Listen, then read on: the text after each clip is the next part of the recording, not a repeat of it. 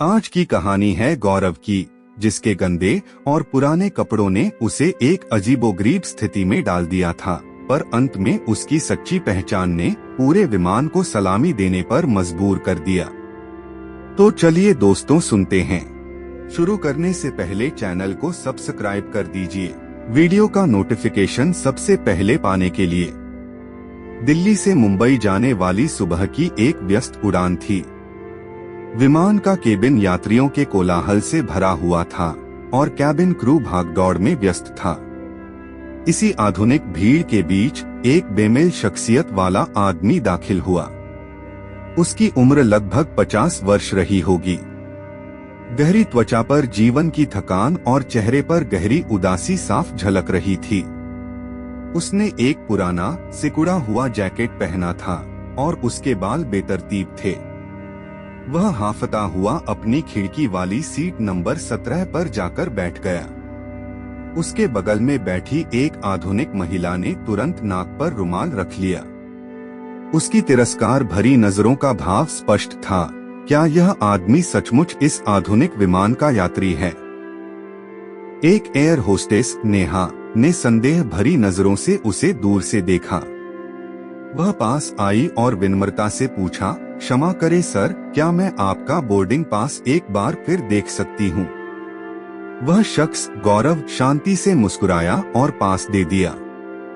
नेहा ने संदिग्ध नजरों से उसे देखा, फिर सिर हिलाकर वापस चली गई।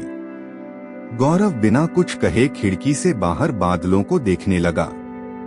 तभी बगल में बैठे एक व्यक्ति ने चिढ़कर नेहा को बुलाया और फुसफुसाते हुए कहा, सुनिए, कृपया मेरी सीट बदल दीजिए। इस आदमी से अजीब सी गंध आ रही है। इनके साथ पूरी यात्रा करना मुश्किल है। नेहा ने लाचारी से कहा, सर, मुझे बहुत खेद है। विमान पूरी तरह भरा हुआ है।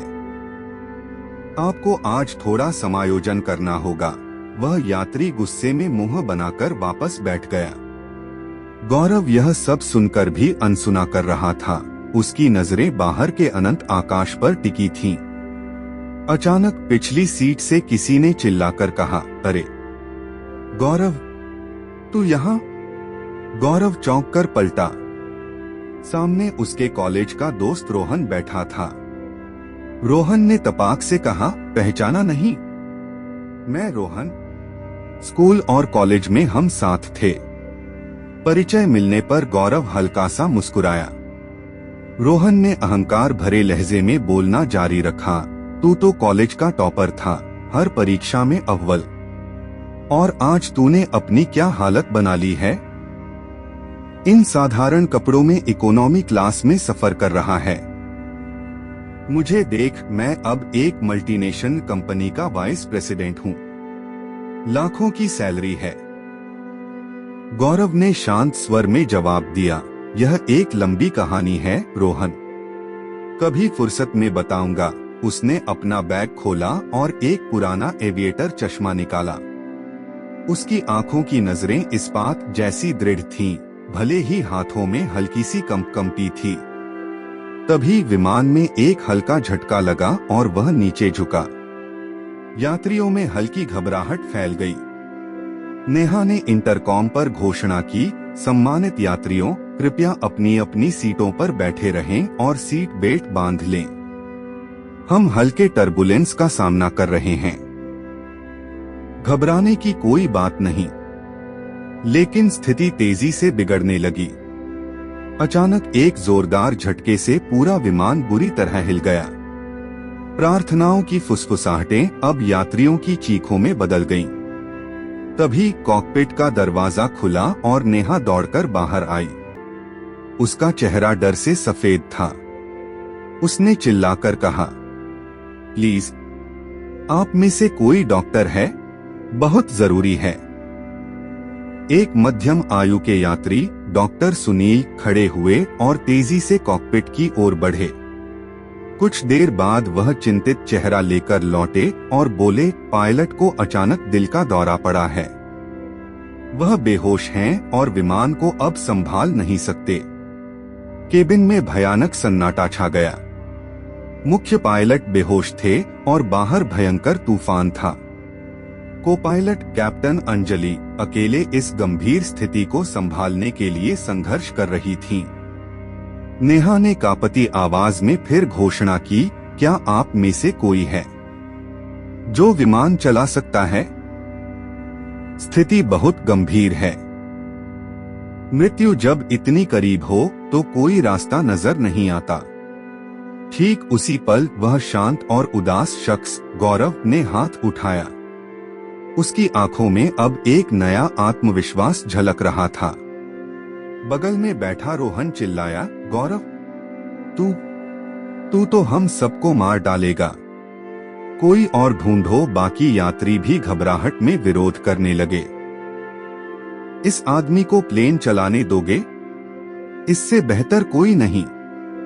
नेहा ने हिचकिचाते हुए पूछा, सर, क्या आप सचमुच विमान चला सकते हैं?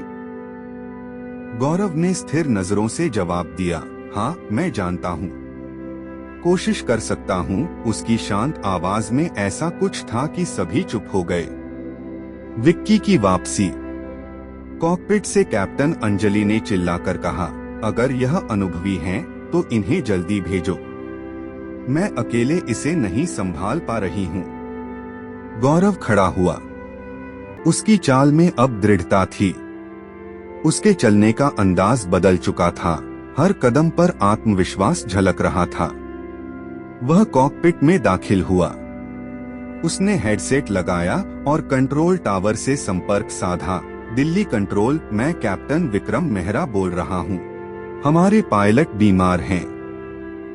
इमरजेंसी लैंडिंग की अनुमति चाहिए।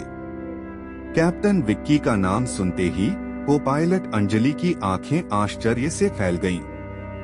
यह नाम विमानन जगत में एक जीवित किंवदंती था। 10 साल पहले एक भयंकर तूफान में 300 से अधिक यात्रियों वाले विमान को अकेले सुरक्षित उतारने वाला यह वही जाबाज पायलट था। एक यांत्रिक खराबी के कारण उन्हें सस्पेंड कर दिया गया था, लेकिन उनका साहस कभी कम नहीं हुआ।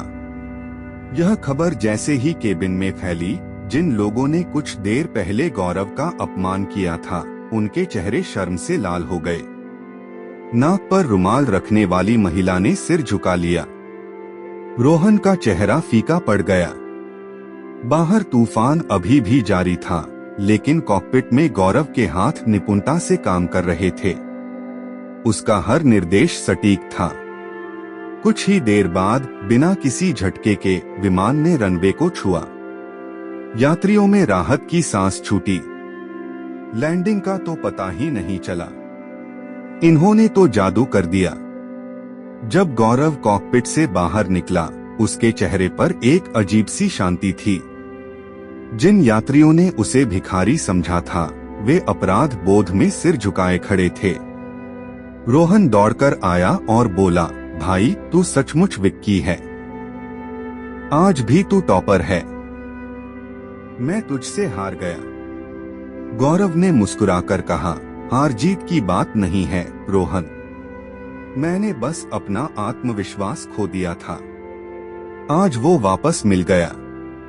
तभी एक एयरलाइंस अधिकारी भीड़ को चीरते हुए आया और सिर झुकाकर बोला, सर, हमने आपकी फ्लाइट परफॉर्मेंस लाइव ट्रैक की है। हमारा बोर्ड आपको वापस लेना चाहता है। गौरव ने आकाश की ओर देखा और शांत स्वर में कहा, उन्होंने मेरी नौकरी छीन ली थी, लेकिन मेरा साहस नहीं छीन पाए। यह सुनकर बिना किसी निर्देश के विमान के सभी यात्री एक एक कर खड़े हो गए। तालियों और सम्मान से पूरा केबिन गूंज उठा। जो कुछ देर पहले तिरस्कार का पात्र था, वही आज आकाश का सच्चा नायक बन गया था।